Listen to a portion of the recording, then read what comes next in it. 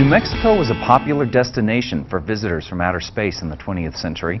And while one southern New Mexico town put us on the global map for UFO lore, it's not the only town with a tale from another world. All right, stop me if you've heard this story. It's the late 1940s in rural New Mexico. A flying saucer allegedly crashes.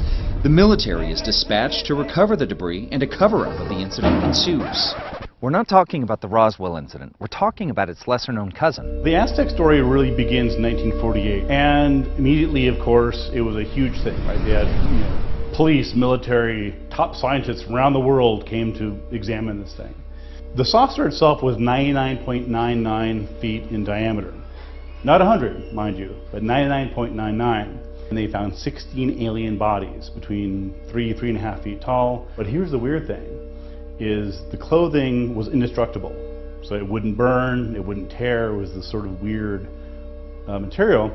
That's the Aztec UFO crash story in a nutshell. The incident has been widely regarded as a hoax, staged by two traveling salesmen, Silas Newton and Leo Gebauer. They took their story to journalist Frank Scully, whose namesake would eventually go on to inspire the character of Dana Scully on The X-Files. Frank Scully was a writer for Variety in Hollywood, and he heard about this amazing UFO crash from Silas Newton, and he wanted to tell the world about it. Newton and Gebauer had other motives in sharing their story, however.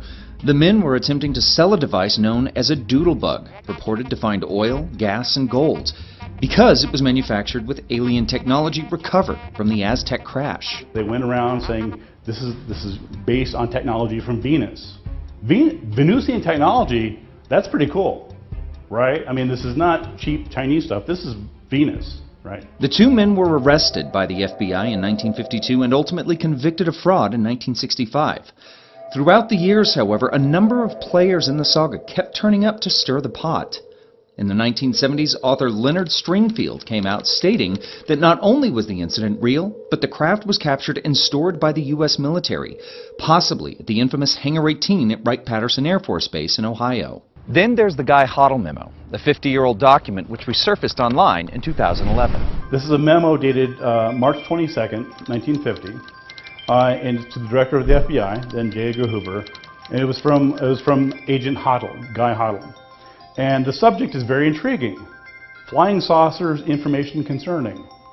Who would not want to read that? Well, it's partly redacted, but it says, investigator for the Air Force stated that 3 so-called flying saucers had been recovered in New Mexico.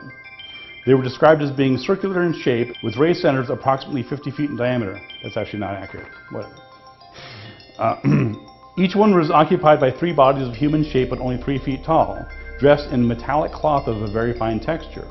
According to Mr. Blank informant, the saucer was found in New Mexico due to the fact the government has a very high-powered radar setup in that area and is believed the radar interferes with the controlling mechanisms of the saucers. No further evaluation was attempted concerning the above. The memo never actually mentions Aztec by name, and many originally thought the document was proof positive of the Roswell incident. It's really fascinating if you look at the story from a folkloric point of view, and you see how these stories, little elements appear and they come and go in different places. And that's exactly what happened here. The alleged hoax was an act of opportunity, with Newton and Gebauer capitalizing on the buzz of UFOs sweeping the post-war American psyche. And in many ways, Aztec was only possible because of the buzz generated 1 year earlier in Roswell. I think there is something otherworldly about New Mexico. Our landscape is alien-esque, certainly is to people who didn't grow up around here. If I told you the flying saucer crashed outside of Boston, or Atlanta, no one would believe that. It's like, come on, right? But there's something about the New Mexican landscape, the culture and the geography, that people are like, yeah, that could happen. The debate as to what happened in Aztec continues. A number of books have been written over the years exploring the theory that there was no hoax, and we invite you to continue the investigation for yourselves.